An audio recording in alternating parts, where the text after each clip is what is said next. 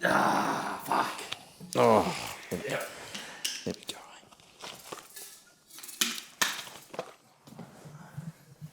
Right, you're good? Right. All good? I'm good. All good. All right.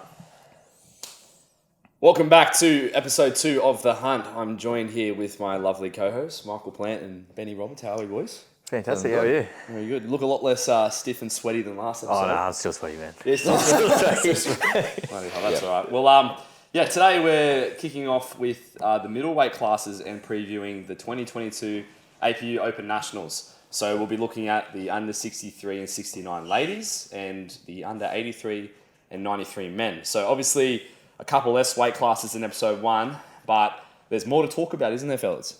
Definitely stacked. More lifters, a lot more competition. I think the 57s obviously is the most stacked female weight class. But today, the 93s in the men's, that's definitely a conversation I'm looking forward to. Hey, fellas. Oh, for sure. But before we get things started, we just want to thank our sponsor, Drop Bear Coffee. Obviously, the man downstairs, Connor, he's a local roaster here in Newcastle. And he can definitely roast a good bean, can't he, boys? Certainly can. So if you're home brewing yourself or you have a grinder at home and you're after for tasting some different coffee, definitely drop on down to literally dropbearcoffee.com.au. I think that's the website. Josh will put it down the bottom here. But we've got a discount code he's been fortunate enough to share with us, and it's in caps locks, and it's SHARD10. And how do we say it, boys? SHARD10! SHARD10. I didn't get that memo, pal.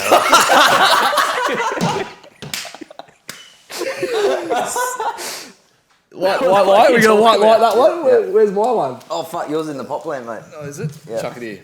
Was that pretty funny? Well, we don't know yet. Oh, go on, fuck up. Right, I'm hitting mine.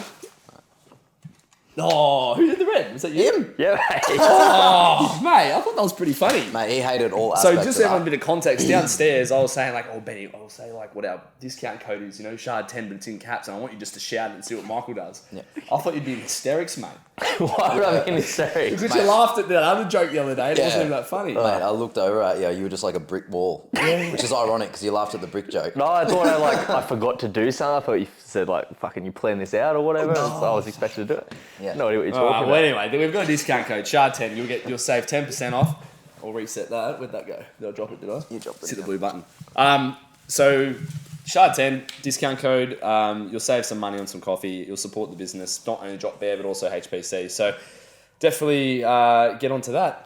But other than that, we've had some feedback from the first episode. It was a really good response from, obviously, the audience, and we're all stoked, aren't we, fellas? Yeah, It was it's been really good. Yeah, like we cracked nearly 1,000 views within a week, which is insane considering we only mentioned a handful of people.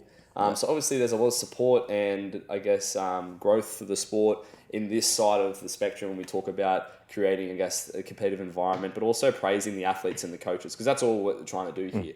We're just trying to give some limelight on the people that put so much effort into this sport. Not only the athletes, the coaches and the businesses involved, and the federation volunteers. So I think it's a really good positive step in the direction we want to take the sport. Now, with the feedback, obviously we had some audio issues, so I'm holding this thing right up against my nose this time around because obviously the audio wasn't as good for when I was speaking. You blokes were a bit too loud, so we've adjusted the microphone. So you changed yours. Yeah, I figured Benny's one's up high, so I better put mine up high too. You don't have to copy everything he does. Wait, Have you had a look at him? I want to copy that. Where is your dad? You definitely didn't copy me when I yelled SHARD10, all right? Yeah. I'll do it next time, all right? Yes. You're No right. worries. But we do have some feedback from subscribers. So, subscriber comment, Sir Squats a lot. He said, "Can someone tell Shrek to speak up?" Now I know that's not me. Come on. Do we think that's pretty good? Who the fuck was that? Do we think that... What? Are you serious? You're laughing at that. Am I Shrek? I don't know. You tell me. Fuck that guy. Oh, reset it. And we got one more comment from We Want More Jut 69. And the comment is, what's the short one compensating for? My total. Yeah, we got a 3 wide. All right, that's good. All right, that's enough. So that, obviously nothing about the middle bloke, but who was the one that organised that?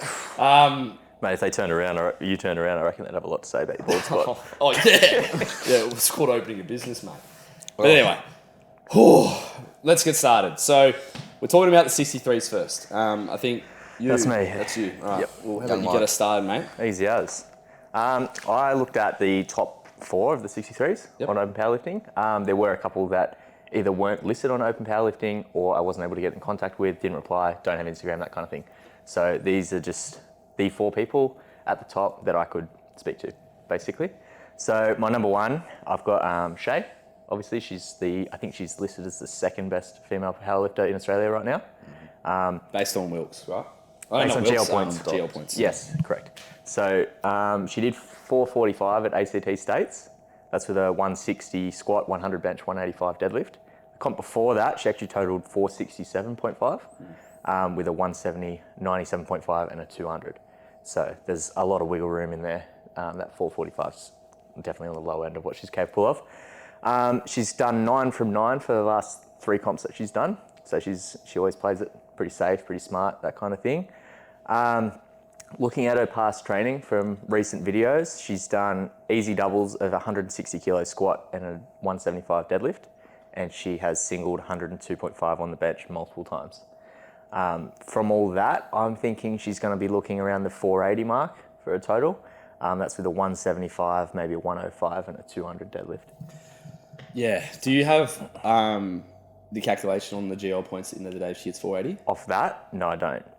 But she'll be in strong contention for number 1 on the day. Yeah, right. With that. Well, you've got Vicky, Yeah. who we've spoken about in episode 1 in the 47s. Yeah. Was it 400, 420? Yeah, I believe so, something like that. So I think Vicky might still win. Yeah, I think Vicky may just edge her out a little bit. Yep. But it'll be very, very close. Right, yep. So let's just say, for argument's sake, actually Shay always weighs in quite light. So let's just say she weighs in at 62. And then she totals 480. 480. There you go, Benny.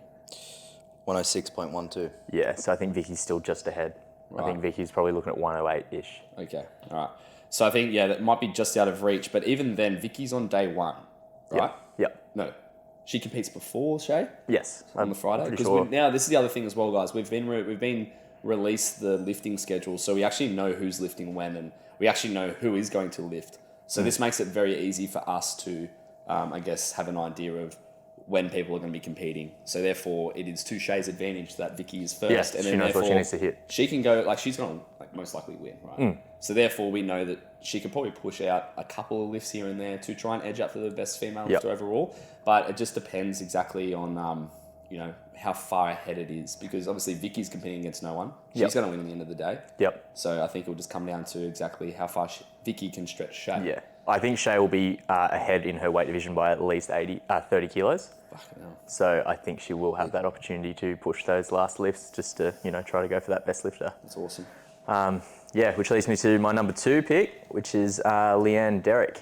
So she's coached by Mark from MD Strength. She was the best lifter at Victoria States, and she broke 4 state records there. So she hit a 145 squat, 97.5 bench, and a 200 deadlift, giving her a 442.5 total.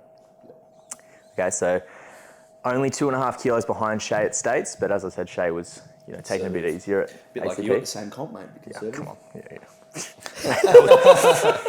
on. I'll take that. Since then, Leanne doesn't really post a whole lot on socials, but she has posted a 140 squat for a double, and I believe she was sick at the time as well. So that's only 5 kilos below her comp best. Nice. So going from that, I think she might total around 450, maybe a little bit more. So that's still about 30 kilos below what I had down for Shay. Awesome. So, yeah. Number 3, Kathleen Beggs from Performotion. She's coached by Stephen Day. Yep.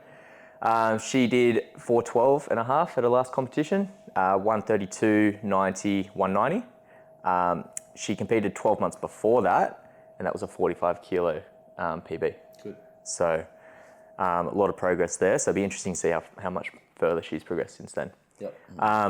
In training, she's going very well. She pulled 192.5, I think it was yesterday or the day before. Yep, I saw that. Squatted 122.5 for 5 and benched 80 for 5. So I think she's got a lot on that state total Yeah.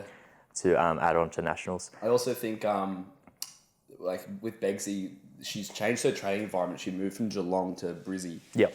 And I think, as we know how good it is to train here at HPC with, people who are like-minded and they push each other and they support each other. I think the fact that she's now at Perfect Motion and literally in the physical gym itself, Yep. like that's probably going to do a lot for her bench, not for her bench, sorry, for her entire SPD. Yep. And also being around her coach, having someone face-to-face is always going to be more valuable than online because they can walk around and see exactly what Exactly.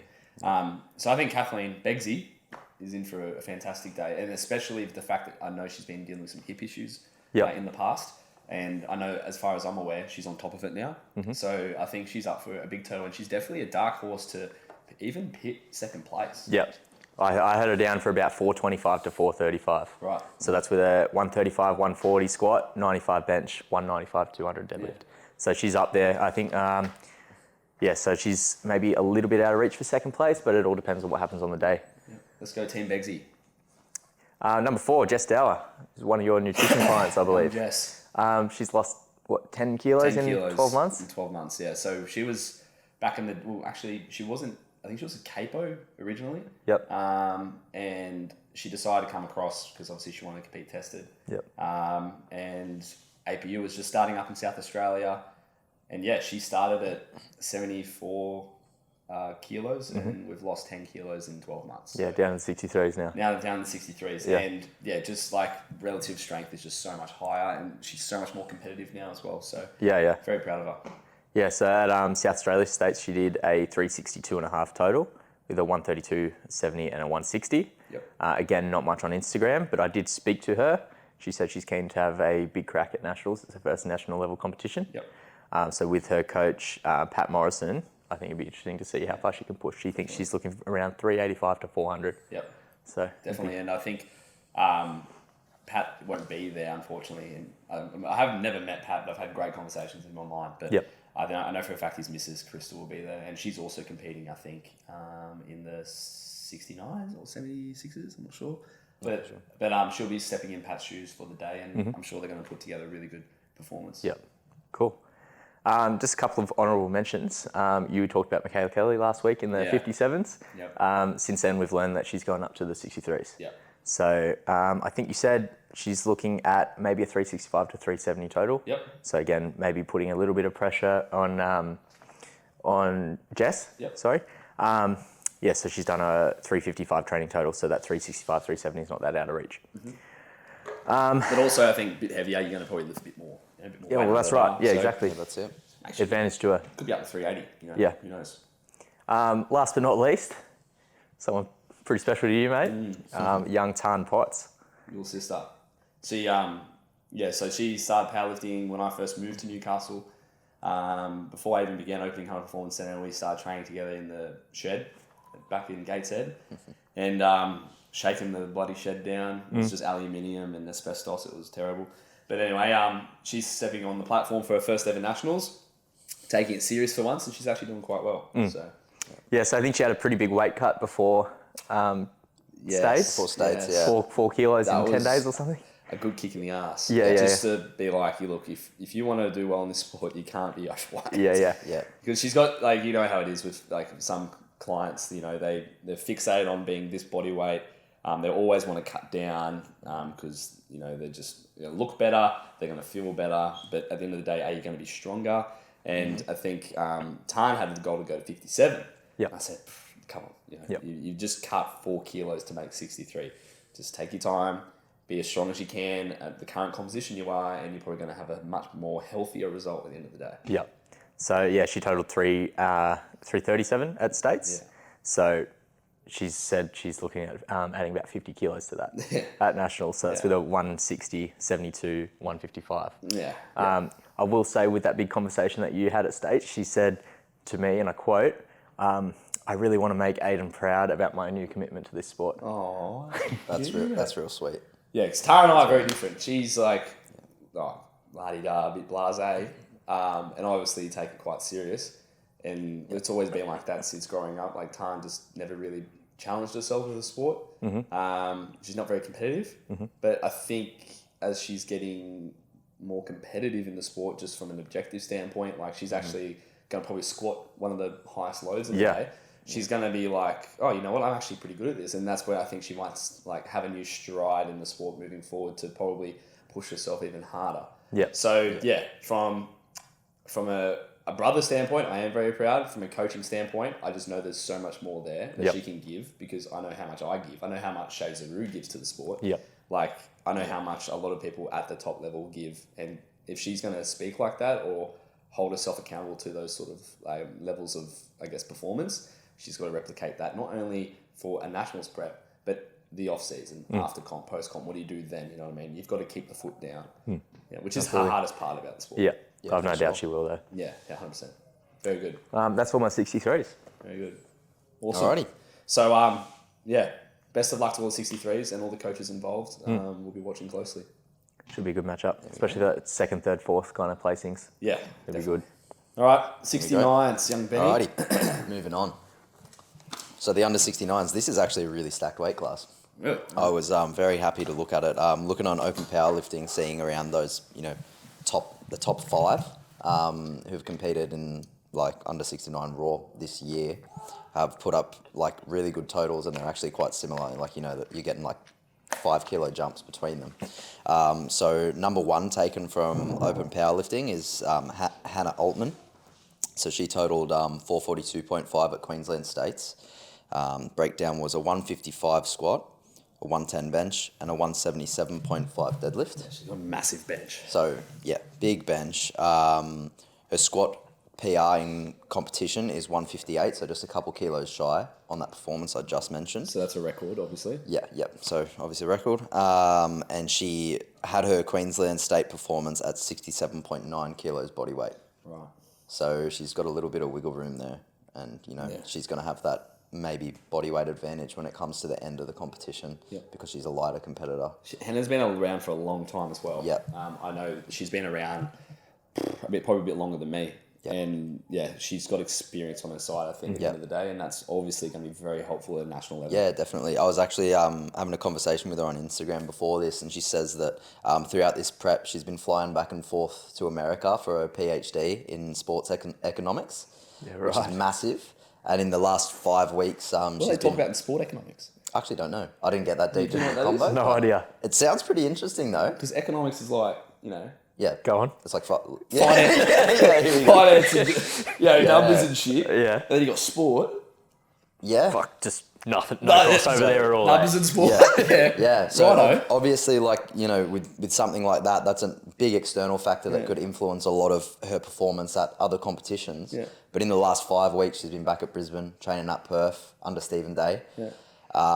So she's had a really good week, 5 weeks of training leading up. Weeks, so it's going to be consecutive leading up to this competition. She'll be doing really well, I think. So speaking of her training, 4 weeks out, she hit a 182.5 kilo deadlift, which was good. 5 weeks out, 160 kilo squat. And on the 7th of September, she put up a 115 kilo bench. Right. So best lifts total that I took from that, 457.5. You say 115 bench? Yes. Jesus. Yeah, and I think she hit that for like a 1x2, so like 2 sets. Yeah. Of that single, really, really good. So she's. Is that going to be the biggest bench of the females? This is where it gets interesting. Okay, So let me go on, anyways. So she's looking very competitive for the day, which is really good. Now number 2, this is where that bench kind of gets interesting as well. So Brittany Romers, Brittany. So at Victorian Open States, she totaled 435. Breakdown was a squat at 165 kilos, bench 97.5 kilos, deadlift 172.5 kilos. Her PBs are, as that stands, besides the deadlift, her best is 180 kilos in competition. So she's self-coached as well, which is pretty interesting. But she wanted to give props to Kelly Mann for putting 10 kilos on her bench.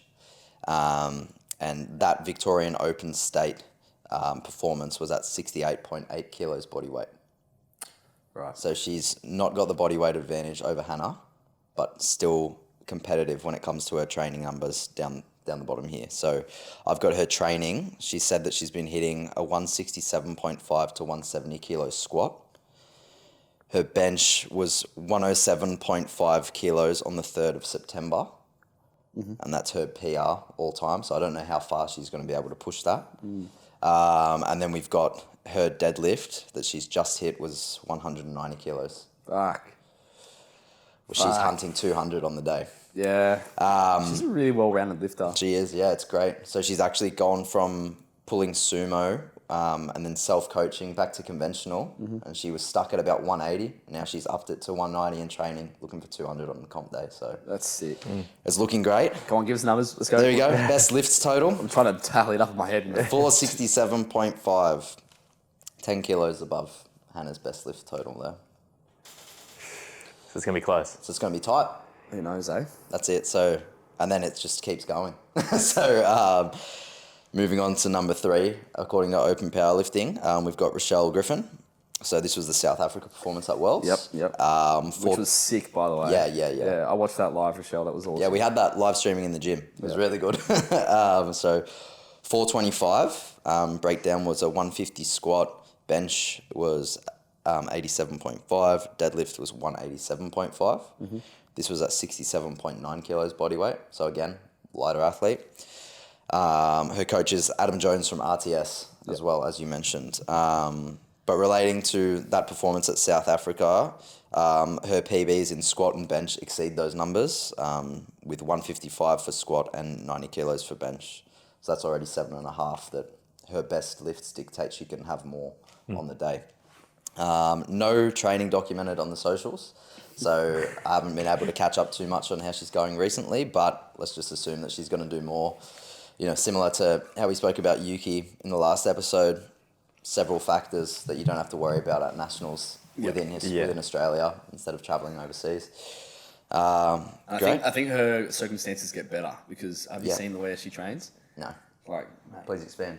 it's like where I used to train back before I opened HPC, in a shed full of just crap. Yep. And she's got I think she's got like a boat or something behind her where she deadlifts and like she squats in a cage and I think the environment probably gets better for her. So the competition environment, through arousal and competition specific equipment, it works in her favour. Yeah, whereas conversely here at Home Performance Centre, we had not complaints, but just like some of our juniors and our master lifters, they would go down to Melbourne at Into Performance and be like, oh, I need to not compete at Home Performance Centre anymore because and this is no brag to us, but the standard goes down. We don't get music. We don't get a combo rack each to warm up on. We don't have calibrated plates out the back. We don't have power bars. We don't have Rogue HD collars when I'm deadlifting to warm up. Yep. We don't have good chalk. You know what I mean?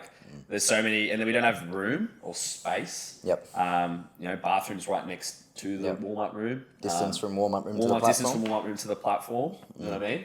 Being able to police the coaches out the back to make sure they've got an accreditation, a membership, and they're actually allocated a number of coaches per lifter.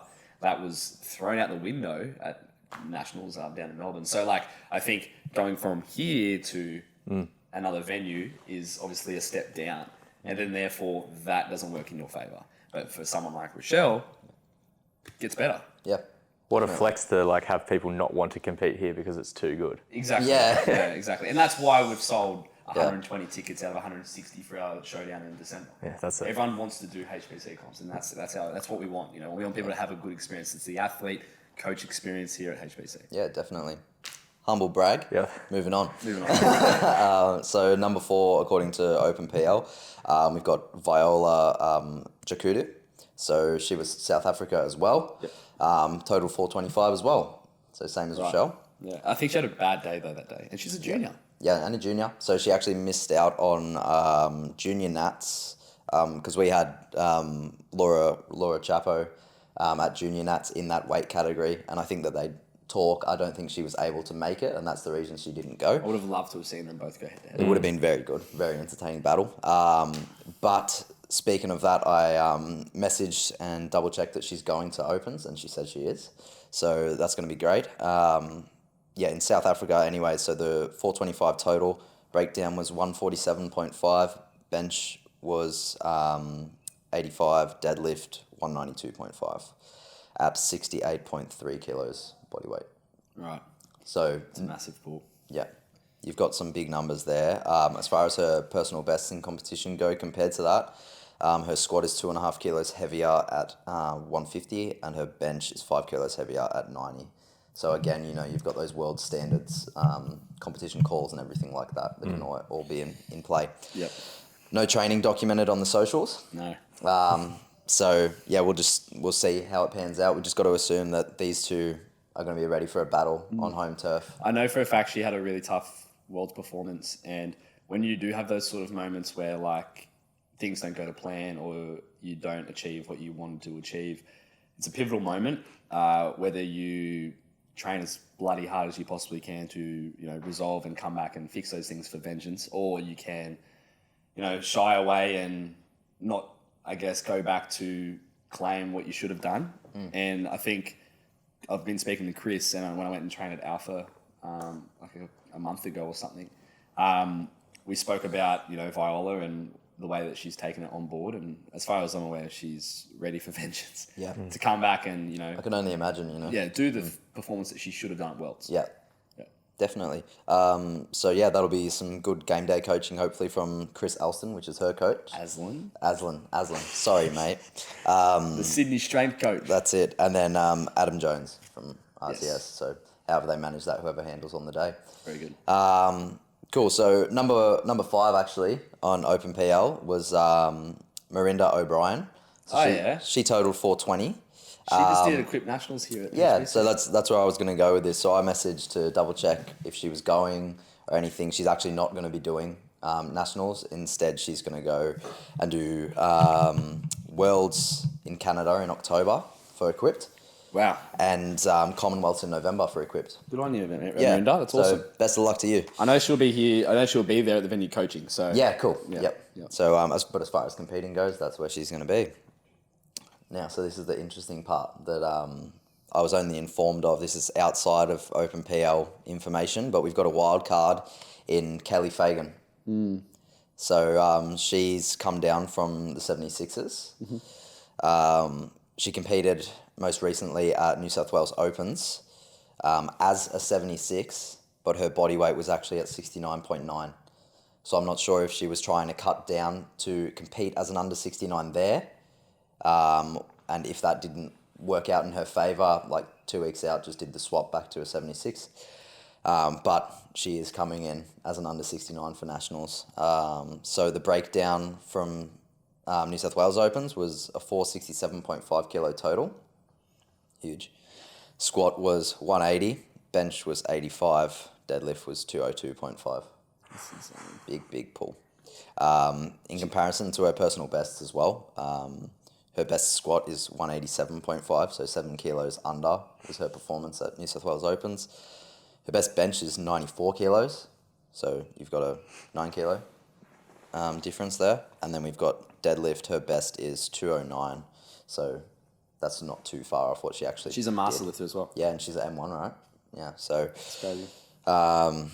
Not to mention her body weight was also like so close to that 69 already. Exactly. Yeah, I know. So she's not going to have that much of a disadvantage from cutting like 7 kilos from 76 to 69. That's a lot. That's big. But if you're already there, Yeah, for sure. it's not going to affect you that much. That's it, exactly. So that's going to be really interesting. And, the fact that she hit a 467.5 kilo total at Open States, and, the first two there, we've got best lifts total in Brittany at 467.5 as well, and a best lifts total from Hannah at 457.5. So it's going to be tight. Man, It's going to be body weight advantages. It's going to be game day coaching. It's going to be who shows up. That's insane. Yeah. And so that's a kind of a wrap up on how we're going to go about the podium. I'm finding it really hard to even decipher, where those placements are going to go. Yeah. What's your thoughts? Well, I think Kelly is someone who's been in the game for a long time. Obviously, she's the Masters lifter. I think it's like a 20th something competition probably. Yep. And she's been around longer than what I have been. And I think it's pretty hard to break down those, I guess, old dogs in the game. Yeah, and for I sure. think I think she's going to probably come away with the win, just knowing that she can just do those numbers so easily. Yep. Because I know at States no one was pushing her, and even then, like you said, Michael, she's only 900 grams above the class, and she's probably easily just going to dip in and out. And I don't think she needs a weight cut advantage over anyone else. I think just by outright, she's probably going to win. Yep. I think then as well, Brittany has a lot of momentum. I think so. And I think that is so valuable Yep. with this close to competition. I just think that that's going to be hard to beat. And then also you've got to consider Hannah as well, the experience from her. But at the end of the day, she has had the valuable, I guess, time spent the last 5 weeks being, as you mentioned, in Australia, getting some sort of momentum back, Yep. not travelling and being jet lagged examples like that. And I think another experienced lifter. You know, another experience. more lifter. time on the platform. Exactly So, right. And then there's another lifter, Kate, who's coached by Alex Hayes, who hasn't been mentioned, but Yep. she had a fantastic outing at New South Wales Open Women's at City Strength. She's another lifter who could do better than what she did at States and even be in conversation, because I know her, she's not on this list, but that's someone who was worth mentioning, as well as my client Esperance Segal. So, we're looking to bench 100 for the first time ever, which I think will be awesome. And then you've got also Shania Radke, Yep. another great lifter Yep. from Perform Motion, who's also coached by Stephen Day. Go. She's had fantastic momentum. I know she missed her final pull at ACT States, which would have secured her a massive total PR. Yeah. And I know she's out for blood this time around. So, there's It's stacked. It's stacked. Super stacked. I thought 57s were stacked. Yeah, this is crazy, right? Yeah, but that's crazy. The fact that you've got so many girls that are going to go probably 450 plus Yep. is just mind blowing. And you got so much experience on that platform. So much from experience. lifter to lifter. You've Exactly. got people who have been coaches, people who are Yeah. experienced lifters. Yeah. You know, people who are coming up and Yep. hungry for it. Exactly. People coming back from worlds who want vengeance. Exactly right. There's just so many different stories and so many reasons everyone's going to do so well in that weight class. Yeah. I'm pumped. Very good. Absolutely. Is that it, Benny? That's it for the under 69s. Bloody hell. All right. I'm happy to get going, boys. What do you reckon? Yeah. I'll have a quick drink of water. No worries. We were going to take an intermission, but as we're a bit excited, we'll get straight into the men's 93s, is it? Yeah, we're 93s next. Alrighty. So the best for last, eh? That's all. Best for last. Is that why we do the 120s last, is it? All right. So 83s. Working our way from the bottom to the top, from just open powerlifting and the nominations that we have secured through the APU website. So 1, 2, 3, 4, 5. So number 5, we've got Kyle Conquest Hope. That's a bloody sexy name, I'll tell you what, boys. Yeah. You know, when you're young, you have those names that you wish you were called when you were a kid. Yeah. Yeah. Kyle was one of them, let alone Conquest as your last name. Yeah, That I is know. sick. He is that that filter with the jaw. Yeah, Yeah, Chad. he's Absolute That Chad. one. He's a Yeah, Chad. he's Max Taylor for sure. So he's coached by Nicholas Woods from Woods Coaching. He's actually my client in Mildura. So probably very similar coaching style, as we know. It all trickles down at the end of the day. So you probably got a good program, Kyle. He's father of 4. Okay, so he's obviously a lot more age than some of the other lifters, but at the other end of the spectrum, he's not as experienced. This is only his 3rd ever competition. So Nationals is his 3rd comp, and even then, he's only done a local comp, which was the state qualifier, before doing the state competition in Victoria. So at the qualifier, he did 225, 135, and 260, going 7 for 9. And then 2 months later, he did the state championships. He had a 10 kilo PR in squat, squatting 235, a 7.5 kilo PR in bench, doing 142.5, and then a 10 kilo PR doing 270 on deadlifts. So he went 9 for 9, did not miss a lift, for a 27.5 kilo total PR. So that's some pretty generous momentum, only 2 months between the qualifier and the states competition. After doing some scouting on his Instagram, one of his best training blocks, which was from the 28th of July, Kyle did a 255, 160, and 275 training total, which was 690. Yep. So that is heaps more than what he did at States. Yep. So he put 20 on his squat, he put 17.5 on his bench, and put 5 on his deadlift. So the thing is that Kyle, even though he's 5th on this list, he's also a lot stronger than what he was at States. Yeah, making a lot of For him progress. to be hitting 690 that fast, and that was on the 20th of July, and what's that, Michael, in month terms? 2.5 I don't know, months? something like that. Between July and October? Yeah. He's probably got some more room to grow then, and that's scary for a lot of the other lifters who are yet to break 700 and thinking they are going to break 700, not knowing that Kyle Conquest Hope has done 690 in training. So that's scary because he's got momentum, which is awesome. So good on you, Kyle. I'm looking forward to meeting you, mate. Next up, we've got Jay Rafout. I hope I said that right. He's coached by Stephen Day. He trains out at Adonis Campbelltown. This will be Jay's 11th competition.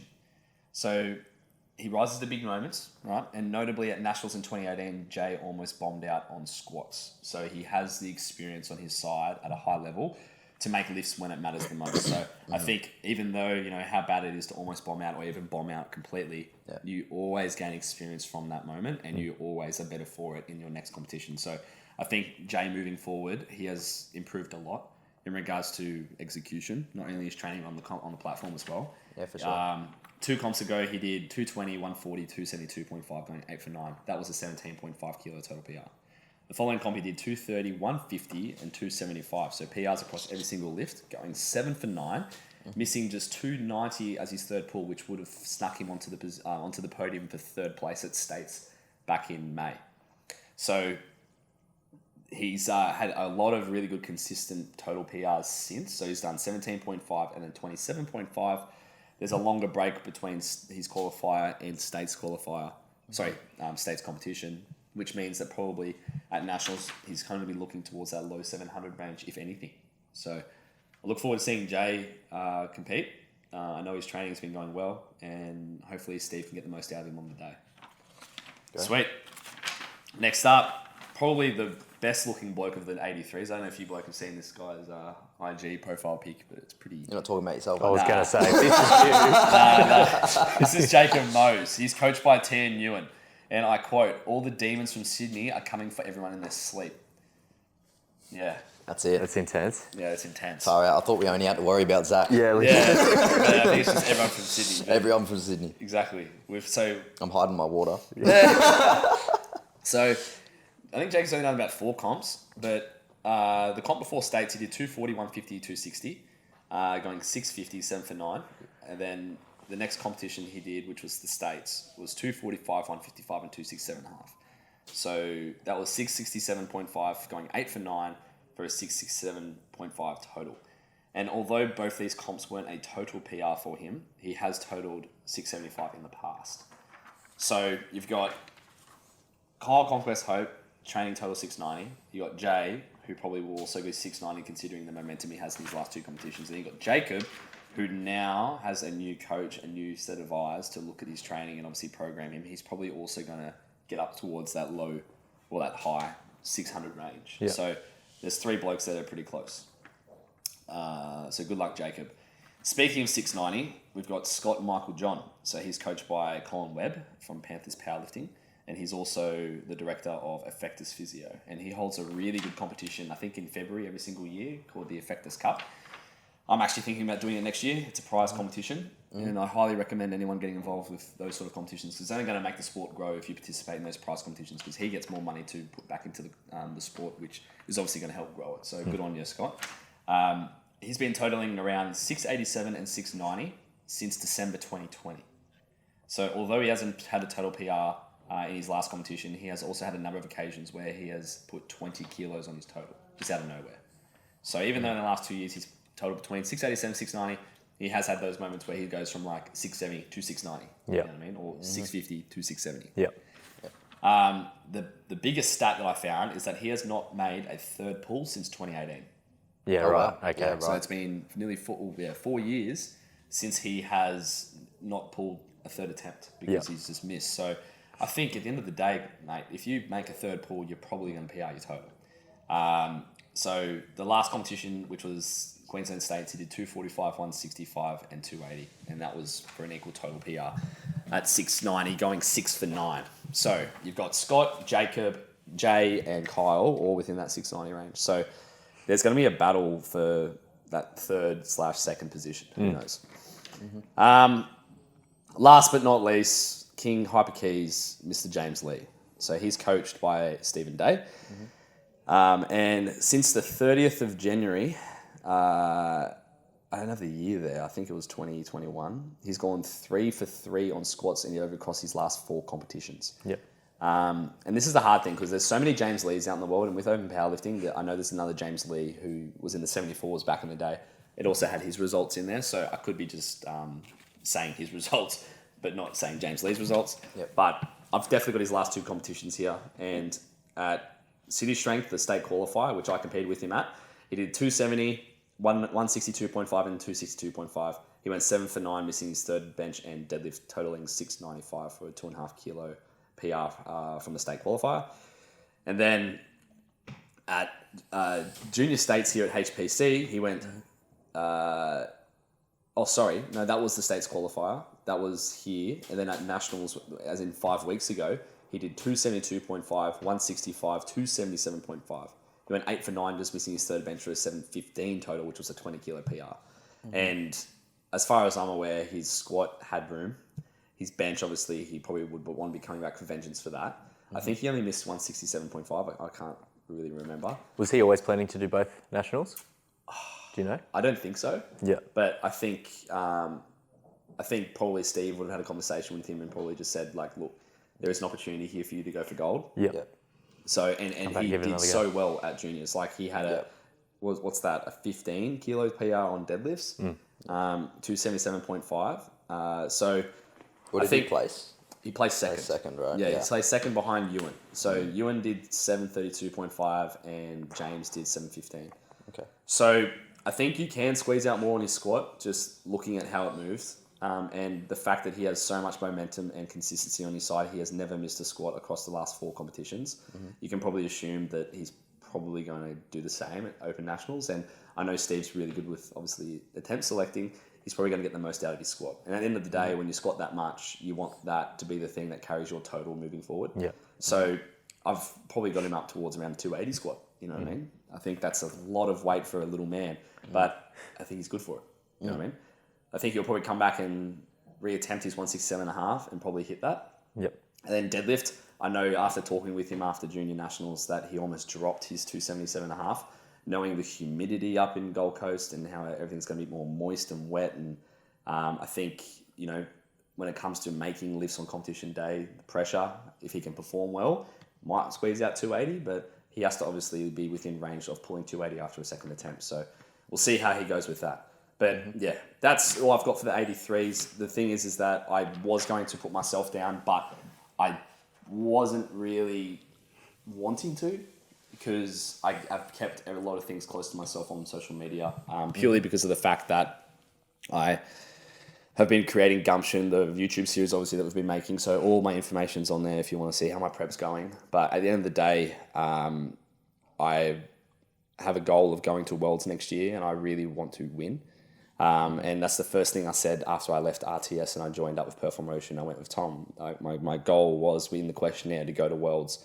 And now that I've opened a gym with HPC, I've taken 2 days off work so I can train. I've bought an Eleiko bar. I've bought an Eleiko rack. I've done all these things to be ready for this moment. I think there's nothing left for me just to do it. You know what I mean? And training has been trending that way for me, where the stars have aligned to have a really good day. I think I'm just going to be focusing on myself on competition day, and I know that the coaches at Perform Motion are going to just load the right weights on the bar for me, and I'm just going to lift the thing. And at the end of the day, my goal is to beat 732.5 because how it works is that the best total in the country, no matter of age category, whether you're a junior, sub-junior, masters, opens, if you're the number one total, you're the one that's elected to go to Worlds, or you get the invite. And then obviously if that person declines, the next person goes. But even if you're a junior, you get selected to go to Open Worlds. yes, right. So Opens is the pinnacle. It's the top of the mountain. It's where you want to be. It's the peak of the sport. And even though, for example, say I don't reach 733, and I get a bit lower than that or whatever, I still won't go because deep down as an athlete, I can't accept the fact that I'm going to be going knowing that I'm not the best. You're the second choice. I'm the second choice. Yeah. You know, fuck that. Yeah. So I'm out for blood. I'm out for 733. I've obviously got a number of scenarios in my head. As long as I get the most out of my squat and bench, and I'm 6 for 6, I know that after my pull yesterday, Yeah. I can easily do it. Yeah. So, yeah, that's my take on the 83s, boys. Very good. What do you Very reckon? Yep. 100%. Yeah, let's go, eh? Yep. All right, should we do 93s now? Sounds good to me. All right, let's do it. All right. That's you. MU. That's both of all us. of us. We're all Collaborative. doing it. All of us. It's a collaborative effort. Well, you That's got the it. list there. Do We're you just doing want to good. work backwards up that list? Yeah. Or you just- Have you got your list of info written down? We'll go through that first, then go through the table. Yeah, you want to do it that way? I'll go last. So, I've done background checks on Adam Jones, Brodie Cochrane, and Tony Newen. So, I'll work from the back, actually. So, Tony Newen, I spoke to him. He's not on the Nationals prelim schedule, but he has said that he's competing. So, I don't know what's happened there. But he's also said that he's spent a lot of his time this prep being preoccupied with opening his new gym in Melbourne, Elemental Strength Society. So he said he's only squatted twice this entire prep, which is unfortunate. I know what it feels like, mate, to open a gym. Yeah. I'm pretty sure I only scored twice in a year, so it's all good. So I'd really like to see, a replication of what he did at Victoria States, or more than that. But yeah, so that was a 727.5 kilo total, 265, 157.5, 305. But as I said, he's not had the best prep, so we'll just have to see how he turns up on the day. Yep.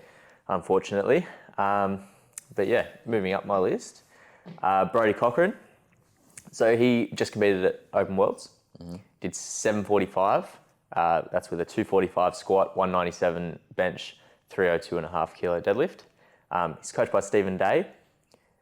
3 weeks ago in training, he hit a 260 squat, so 15 above what he did at Worlds. 215 bench, 17 kilos more, and 300 for a double. So I think he's got a big total. He's capable of a big total on the day. I reckon he'll hit probably 780 plus, and he's in strong contention for that gold medal. Clearly, his bench is the thing that carries his total. Yeah. And I know for a fact he trains at a steel and stone gym in Brisbane. And I know they have ER racks. So I think if Brodie can get his hands on a V2 Eleiko, it's only going to work in his favour just to bench as similarly as he can on comp day. Yep. So, yeah, as far as I'm aware, if the 215 was done on an ER rack, you could probably expect a little less maybe. Yep. Because it is harder to bench on an ER rack, Yeah. a new Eleiko rack. So we'll see exactly what happens there, but that's a ridiculous bench in its own right. And even then, he could probably chip Kenny. I would think so, yeah. Yeah, so he'd probably get a chip advantage as well, which would carry forward. Yeah, at that's the an end result. insane bench press. Yeah. My other pick, I had Adam Jones. He did 760 at WA States, but that was only 5 from 9 lifts made. He seemed to take very big jumps in between attempts. He did a 147.5 kilo bench on his first attempt and then went for 157 and missed it twice, unfortunately. He also did a 295 squat and a 317.5 kilo deadlift, giving him that 760 total. 6 months before that, he did a 770 total, going 7 from 9, again missing a few attempts there. 295, 157, 317, so same squat and deadlift, but actually made that 157. So if he has smart attempt selection on the day, I think this competition will be his to lose. I think he'll be able to hit that 800 kilo total, but it just comes down to how he turns up on the day. His training's going very, very well. He's done 320 deadlift for 3, which is 2.5 kilos more than his comp PR, which is ridiculous. And a 285 kilo squat for 5, which is only 10 kilos under comp. So it's definitely his competition to lose. It is his competition to lose. I've known Jonesy for years. He's been competing for longer than me. Yeah. He's been to, I think, Belarus, Canada, Sweden, Worlds. I don't think he went to the recent one. But anyway, he's also competed at the C Cup, I'm pretty sure. But he's done a lot of international competitions, has a lot of experience. And I think when you're that good of a lifter and you have so much time under your belt, and attempt selections are the thing that holds you back, that's something you can definitely improve on. Yeah. So for the fact that it's Jonesy's to lose based on attempt selection, I think just comes down to making the right decisions. And that's all you need to make. If you make the right decisions, you're pretty untouchable. Yeah. So Absolutely. we'll see how he, I guess, performs in the day and which cards he puts in. Yep. Yeah, that's your 3. Yeah, that's my 3. Okay, so moving on, I've done a small recap on Callan Gibbons, Yanni Muselis, and Jesse Huda-Barrett. So starting with Callan, his New South Wales Open performance was 737.5. Breakdown was squat 257.5, bench 165, deadlift 315. So that was at 92.2 kilos body weight. So decently within range. That bench and deadlift are his best according to Open Powerlifting. His squat best is 262.5, so that gives him another 5 kilos of room. He's coached by Kelly Mann, so on the day, game day coaching is going to be on, which is great. He's keeping his cards close to his heart. So as you said, he's been posting, impressive rep work on his Instagram, but we can't really dictate where he's at with his 1 rep maxes and that kind of thing.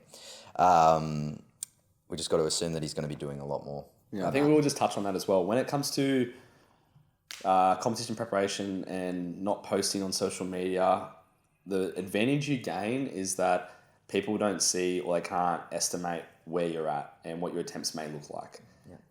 And what that does to the opposing coaches when they go to do their scouting, they don't really know what's going to happen until competition day. And I know for a fact when I'm flying down to Melbourne or I'm driving up to Brizzy, like I'm on my laptop, I'm going through all my lifters' opponents, no matter if you're placing 10th or 1st, and I'm going through their training and I'm seeing exactly what they've been doing. So if you've been posting your training, you better believe that I've been looking at every single training session to get the most out of the attempt selection that I make for my athletes. Yeah. So I think it's just important to understand that it is helpful for your sake if you don't post, but I do also believe that at the end of the day, nothing changes the outcome.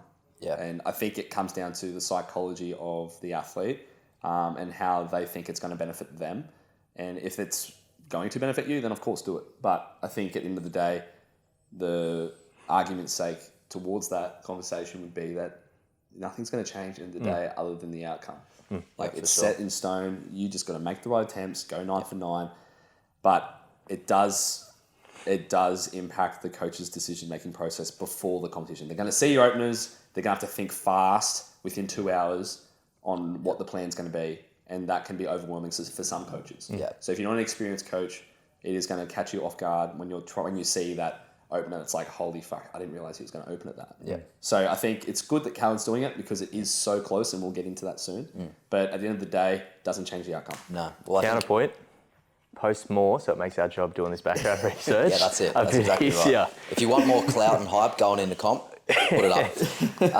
But yeah, I think like you said as well, it can affect some coaches, but at this high end, you'd assume that most people are ready for that on the day. You know? Most of the handlers will know what they need to do. I will say with Callan and I, we've been going back and forth with deadlifts. Like I'll chip him, then he'll chip me. Yeah, it's great. So it's been good to go head to head with you, Callan, even though you're in a different weight class. But at the end of the day, I think Callan is a real dark horse. If anyone else misses, After seeing that at New South Wales Open, it was unbelievable. yeah, based on data, if Jonesy misses, Callan will pull the most on the day.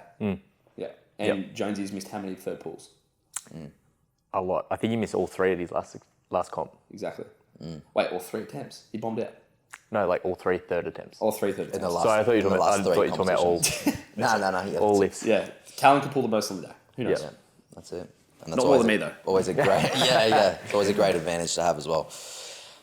So moving on, we've got Yanni. So New South Wales Opens again. He totaled 723.5. Breakdown was a 271 squat. Bench was 167.5. Deadlift was 285. That was at 92.4 kilos body weight. So again, not much in that for body weight. As far as his personal bests in competition go, his deadlift, his best is 293. So he's got a bit more there, than what he performed at New South Wales Opens. His training's been going quite well according to Instagram. 4 weeks out, he posted a 280 squat. Was like, he's moving well. Then his bench at 7 weeks out was 185. So he's gained some freaking kilos, mate. Moving it easy is great. And then you've got his deadlift at 7 weeks out, 260 at 6.5 as well. So he's definitely gaining momentum going into this competition. It's going to be great to see what these boys put up on the day. Moving on, we've got Jesse. So this is someone who I'm most keen to see what they do on the day, because I remember watching at Open States as well. That's where he totaled 695, and the breakdown was 247.5. Bench was 167.5, and his deadlift was 280. Those are his best lifts beside the deadlift, which his best is 285. That does not reflect his training right now. It definitely does not. It's just like if someone had just unlocked a door to unlimited gains and just let him in. He's just been gaining so much momentum, and the stuff that he's putting up on Instagram just looks so easy. So he's obviously coached by Tian. I don't know if they've been putting up, back offsets or warm-ups or, second singles, like back Being a bit offs. sneaky. You know what I mean? They could be doing that, but the stuff that he's putting on Instagram is not even close to reflecting what he's capable of. So on the day, I'm just keen to see what happens, because I've got some written down here from his training, and within the last 6 days he's done a 236 kilo squat for 3 reps, a 170.5 bench, and a 277 kilo deadlift, and all of these are just flying. Doesn't look like doesn't look like a drip of sweat's coming off him. You know what I mean? He's just absolutely sending these lifts. Don't you find it funny, like the competition day coaches that usually have great success, usually their athletes don't post? Yep. It's quite funny. That's it. Well, like we just said, these high-end coaches are going to be ready for other athletes not posting and putting up great openers and things like that. Not that matters, but their openers are going to be big, and then their thirds are going to be projected at higher. So, people like Tian are obviously using that to their advantage as well, to throw other coaches off, and And he's probably got the tools ready to, I guess, plug those numbers into his spreadsheet. spreadsheet. Yeah, his spreadsheet. So, that's it. he's not stressed, you know what I mean? It That's is what it. it is. The outcome will stay the same, but Yep. it's the mental game that you have over the other coaches and athletes. Yeah. Cool. And so that's going to be great. I'm just looking forward to seeing these blokes battle it out. It's going to be sure. really, really good. Another stacked weight class. Yes. There is also an honourable mention, isn't there, Michael? Oh, there is. There is. HPC's own, young Patrick Stubbs. So he competed at New South Wales Opens. Yep. 565 total, 200, 130, 235. Since then, he's had ridiculous progress. Should say he's coached by Aidan Potts. So he's looking at something in the realm of 635 to 640. Okay, I asked him what his goals were for this competition. In his word, he said, mate, since when have you cared this much? But then he said, all I want to do is beat your, as in mine, state total at 1/3 of the body weight. Cheeky. There you go. that Go what I on. like for Give it- What are you doing? Here we go. Let's see. It's funny, but not happy. There we go. But yeah, I've been training with Patrick for like 2.5 years now. Do you have some tissues for Michael? Hey, You can tissues. use the throw if you want, mate. What? I'm gonna cry. Looks like you're about to get a bit emotional about it, mate. Go on, start off. So we've been training for about 2.5 years since Anytime Fitness days. Got into strongman together. Did that for like 18 months, then came here and both get coached by you now. But yeah, we've always had this kind of bit of a rivalry. We've always had a pretty close total, even though we've not done powerlifting for that long, even though I'm a little bit heavier, but don't worry about that. There's no weight categories. Like, No weight categories in the jungle, exactly right. But yeah, so I totaled 635 at ACT States, and I was pretty fucking chuffed with that. But he has made insane progress since then. Man, his squat is flying, deadlifts flying, bench is fucking ridiculous now. He's benching as much as you this week. Yeah, well, he can fuck off. As much as I really want to see him get that 635, 640 total, I'm willing to pay you to just keep it at 632. That's Just it. let me know what I have to do, all right? Yeah, for sure. Well, I'm keen to see what Ricky Yeah. McGee gets on the day. Yeah, really. Yeah. That's funny. All right, well, we've also got another competitor that hasn't been mentioned yet because, as Benny spoke about, wild cards. Usually, wild cards are people who didn't actually qualify at the states competition, and we don't have much recent intel on. But someone who is competing that isn't in the, I would call, prime time flight or group is Matthew Bartholomew. So I've known Matty for years. I've got the same tattoo as him. We both did Oceanus together with Alex Hayes, and I've got a very close friendship with Matty.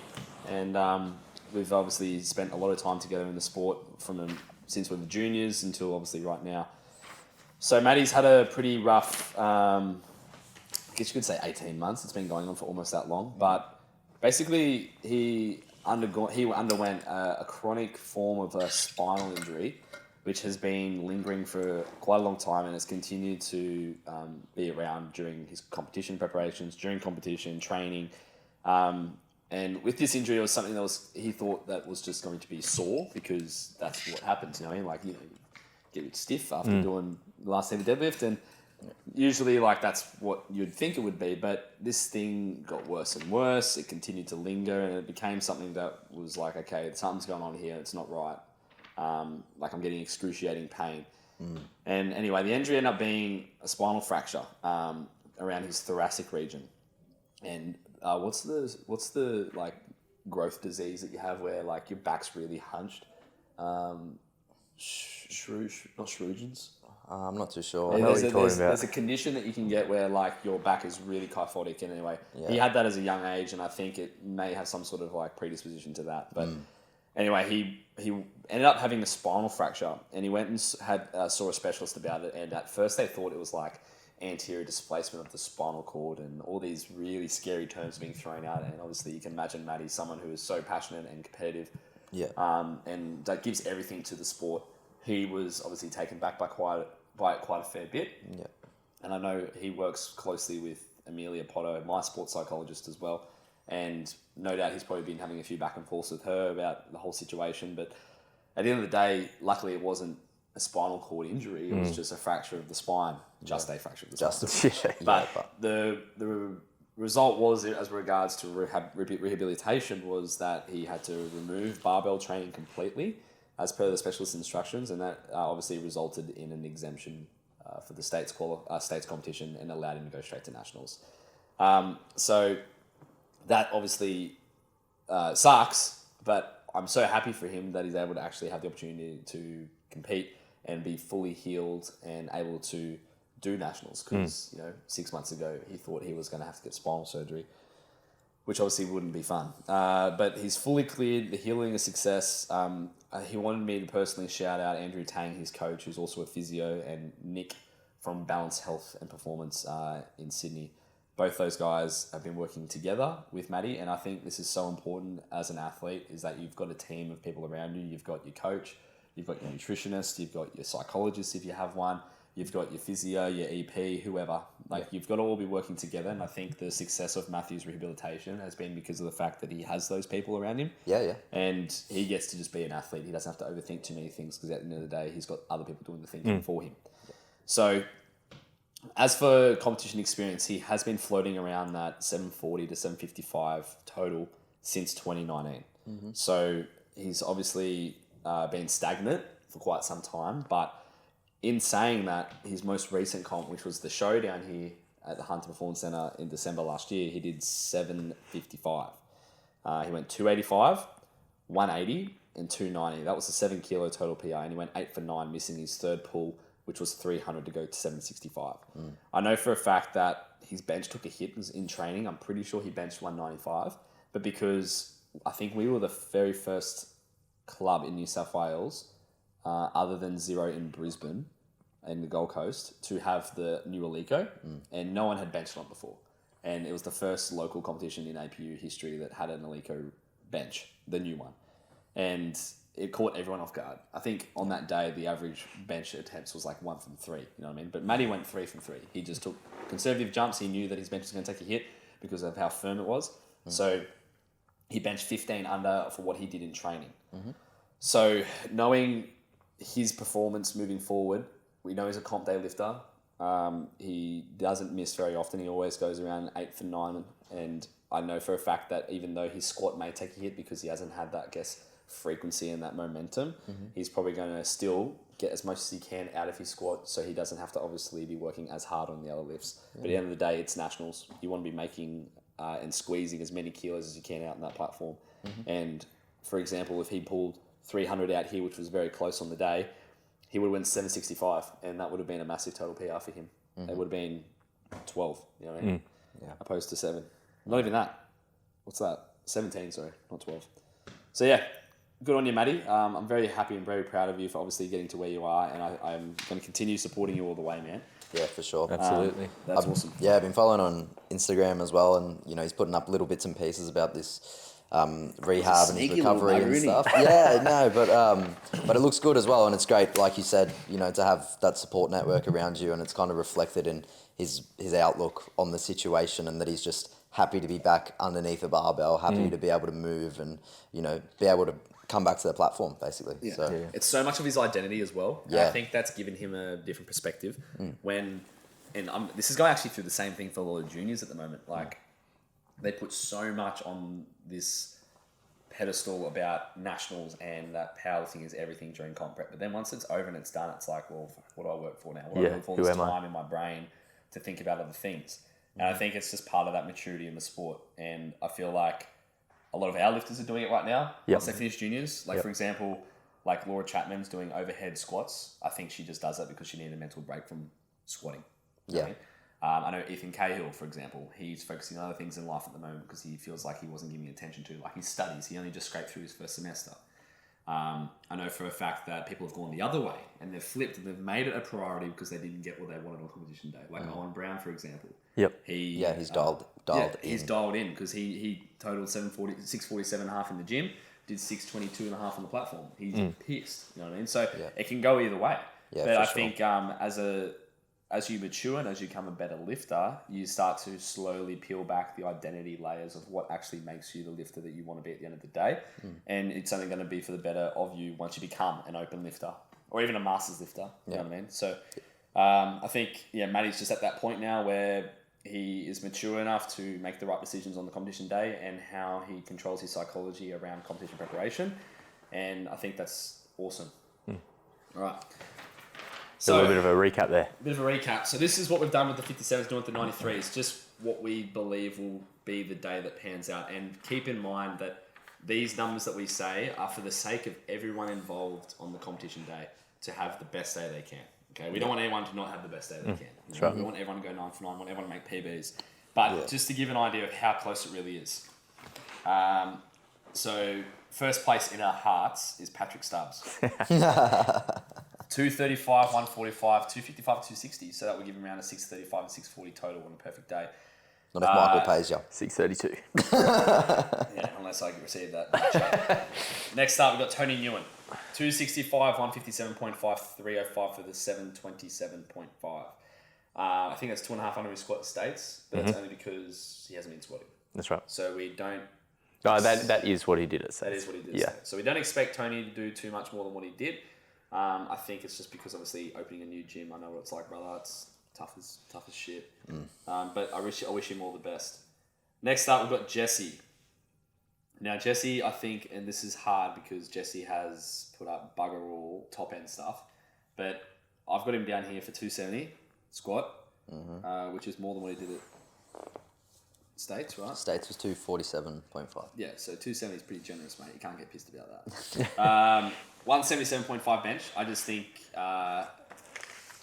like he did 167.5 at States. I think it's just fine for us to say 177.5. I think it's pretty replicable to bench what you did in training on competition day. Well, seeing as I saw him do that 170.5, I feel like that could be up a bit. You could play with that number a little. Yeah. It's just going to depend what's there. Exactly. And how he goes on the Alico as well. Who knows? That's a And big- calls too. Yeah. All right, and we're back. Sorry, we just had a little bit of a technical difficulty with the camera overheating. Bloody Sony, no good. But yeah, to finish up on Jesse, I know that his best pull in competition was 293. Is that right? I think that was Yanni, wasn't it? Yeah, 285. 285, and that was at States. No. That's his best. His state's pull was 280. Okay. I know his deadlift has been flying. His bench has been flying. Squats have been flying as well. But I think he's ready for the 300. He's probably ready for the 300.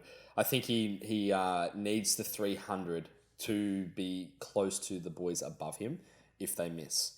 And I think that's okay because he's probably going to have the fourth biggest pull probably of the day, fifth biggest pull of the day. And the two guys above him, both Yanni and Matt, who have scouted here for the preview and the prediction, they're pulling less than him.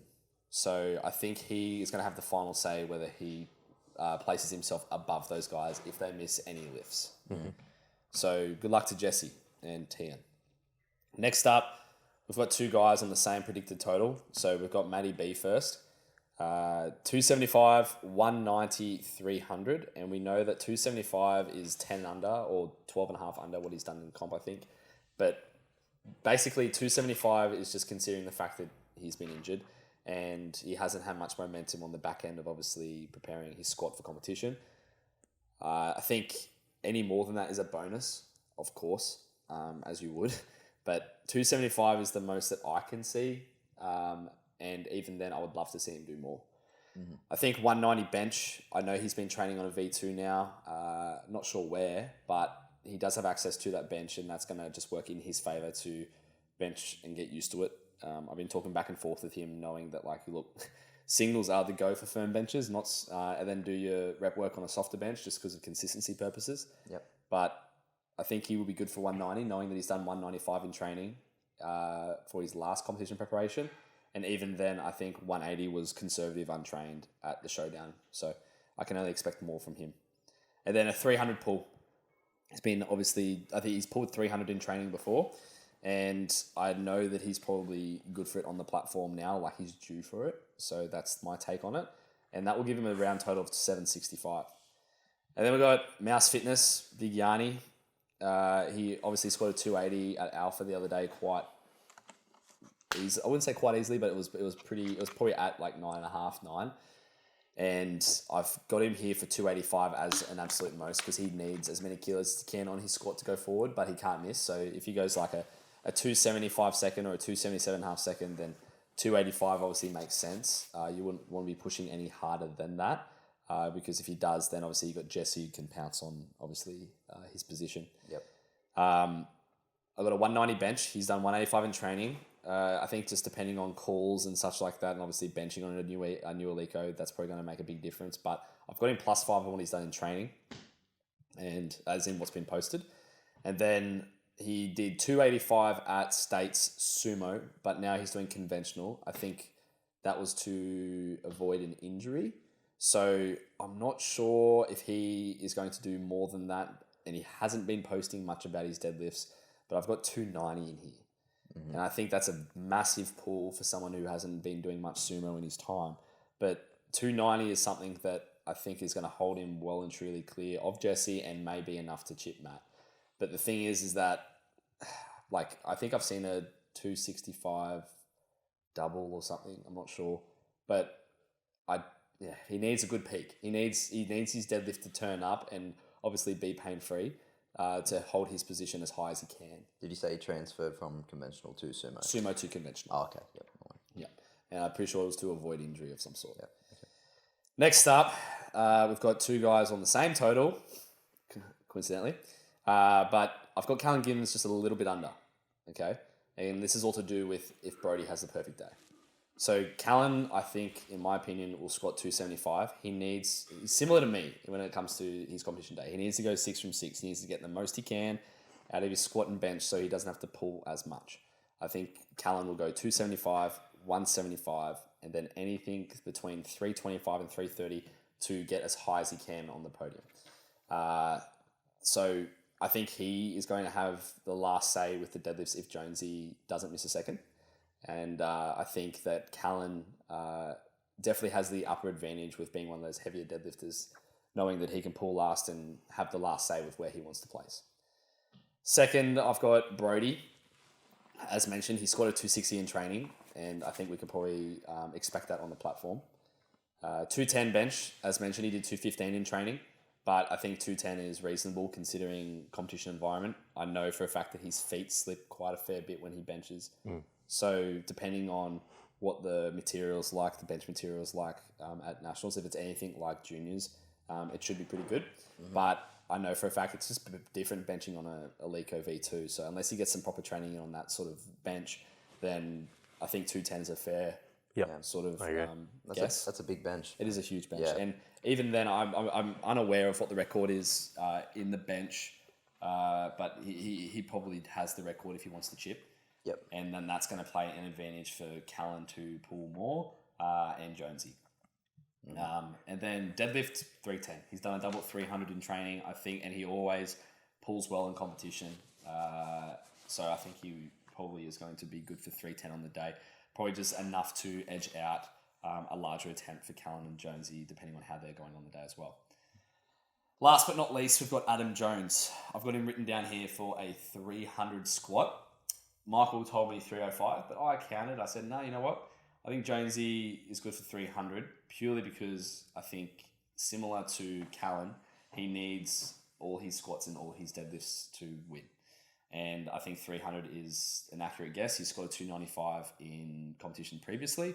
And I think as well, in his training, he has been squatting high, in my opinion. And I know he's been working on it. And then therefore, he's probably lost some kilos in that regard. So that's probably going to mean that he's probably going to not attempt 305. He'll probably attempt 300, heck, even 295. It probably won't make much of a difference. Yep. So, yeah, I've got 300 as a good day for him. I've got a 160 bench. I know he's pressed 160 in the past, but I think that's the most we can ask of him on the day. I know he's been having issues with injuries in his shoulder, I'm pretty sure. But as far as I'm aware, he's been able to fix that. And I wish him all the best, obviously, for a 160 bench. That should time nicely for a big deadlift at the end of the day. And we've got him here at 335. So that total will give him 795. So therefore, if he knows that he has won after all the pulls have made, because I think that he'll be the last puller of the day, he might go for an 800. I reckon He might change the temps, on his third round, and he might load 340 and then pull for 800, which I think he probably would do. You would at the end of the day. Why wouldn't you? Yeah, if you're someone that I guess is that close to 800, bloody hell, you may as well load it. Yeah. But again, the first priority is to win. Yeah, it depends where the other boys are sitting. Depends where the other boys are sitting. If they somehow get ahead of him on body weight or just by chipping, then Jonesy obviously is going to have to load that final pull with that attempt change card to allow him to obviously squeeze into first place. But at the end of the day, if he even just squats 295 to 300, benches 160, it's going to be very hard to beat him once it comes around to deadlifts. Very hard. But as you mentioned, Jonesy is someone who is notorious for missing. He went 5-9 in his last comp. He went 7-9 comp before that. I think it's been a while since he's made a third pull or made all his thirds at the one time. So I think it's Jonesy's to lose. I don't see anyone else beating him. If he has a really good day. Yep. He makes a couple of mistakes. One of the other boys quite easily slip in there. Yeah, do you know who's coaching him on the day? I have a feeling Victor will be, who is a coach down from Melbourne. Obviously, he does, I think it's Lou Training Systems. Yep. And he's a good comp day coach. And I think, Victor and Jonesy go back a while from the Melbourne powerlifting uni days. And I know Victor will get the most out of Jonesy and he will be realistic with him. I saw Victor handling Jansen down at Junior Nationals, and Victor did a really good job of him, knowing that he had Commonwealths coming up and he didn't want to obviously bite off more than he could chew on some attempts. And I think that was incredibly wise of Victor to obviously, take control of his junior and get the most out of him on the day, which he did. So therefore, I think Victor is probably going to do the exact same with Jonesy, get the most out of him. Like, you just got to be smart. Don't get carried away. It's Jonesy's to lose. But in saying that, we could be completely wrong with the other blokes. Brody could have a fantastic day. He could probably squat more than what we've been talking about. We know that he holds his cards close to him other than bench because obviously it's outright impressive. Callan, for example, I know that he's tripled, I think, 265 on his squat. 275 is quite generous. He could go 280. Who knows? We're both pulling the same number next week to see if we can pull X weight on our third attempt. Therefore, he could have more than 330. Who knows? That's it. And I think, you know, how you said you've got someone who's infamous for missing on thirds. If you've got such a tight, stacked lineup here, and you've got people putting the pressure on, people with capability to chip, people who, you know, are experienced and are good for a game day battle, you never know where that can push that athlete. Possibly misload on the third attempt and miss. But like you said, if he's got Victor in his corner, setting realistic goals, Yep. It's going to go one or two ways. He's either going to play it smart and be safe, or the pressure's going to get to him and he's going to load it a little bit too much and miss it. So There's so much experience in this class too. Like Jonesy, veteran. Brody competed at Worlds recently. Callan, veteran. Matty B, veteran. Yanni, I think it's his first year as an open, so he's not quite a veteran, but he has a lot of experience and he is coached by Stephen Day, so he's going to be in safe hands. Jesse, I know he's been around for a while, but he's in safe hands with Tian. Tony is a veteran and Patrick Stubbs is a veteran. he's an absolute vet, and he's in safe hands with Michael Plant. doesn't he's got to lose about 7 kilos of body weight first, hasn't he? Easy. Anyway, all right, well, that wraps it up. I think, I can't wait. I obviously compete before the 93s as they're there in the afternoon on the Saturday, but I'm definitely going to be in that session. I'm coaching a number of athletes from HPC. And I can't wait to sit around after my boys finish to get around the other fellas. But other than that, like, I think before I sat down to study and write out this preview, I didn't think it was going to be this close across every single weight class. I know, yeah. It's been great to really do a deep dive into every class and, you know, uncover how close all of these divisions are, all these categories. You know, it's going to be great. Yeah, like I was writing down the 57s last week, and I thought, fuck, this is pretty crazy. Yeah. But like we were just talking downstairs, like we had to sit down for an extra half hour just to figure out exactly, you know, holy crap, we could have done a predictions chart for every single weight class today because it is that close. Like the 69s, I didn't realize how tight that was. Yep. The 93s, like all the way down to 6th, 7th place, it's going to be neck to neck. And then obviously the 83s, you've got a bunch of people just clustered around that like 680 to 700 mark. So That's it. And I think the good thing as well is that there's going to be battles not just for podium in certain classes as well. You know, you're gonna have people pushing each other just in placing outside of the top 3, which is really cool. It is. And this is definitely the most competitive nationals I've ever seen, and it's so good for the sport. For so long, Australia tested powerlifting has been so divided, and I think the best year from my memory was nationals in 2018. And that was the best ever. Like you're down there with a bunch of weapons, and everyone's getting along. You're all together. Yeah, like it's just the best feeling ever. And I know that like it's been so long since we've had that kind of unity in the sport. Yep. And this is obviously first nationals for both of you. Yep. But from me, I could cry over how far the sport has come. So I'm so excited, and I wish everyone the absolute best on their competition days. But as for that, I think we'll give it a wrap. Yeah, all done. All right. Well, thanks for tuning in. Next week, we'll be recording the heavies. Yep, indeed. Yeah, we've only got the 76s, 84 plus, 105 and 120s left. But I haven't done much thought about it. We usually just do it the day before, don't we, boys? Yeah, that's it. You know, nice and organised. Nice and organised, as always. But stay tuned till next week. And if you could give this a like, a share, a subscribe, all that sort of stuff, it's always going to help us grow the sport and make it a better place for everybody. So we appreciate you for tuning in, and we wish you all the very best. See you at Nationals. See you there. Flex. Show me bicep. Yeah, fuck. Gonna need a wider lens, I think.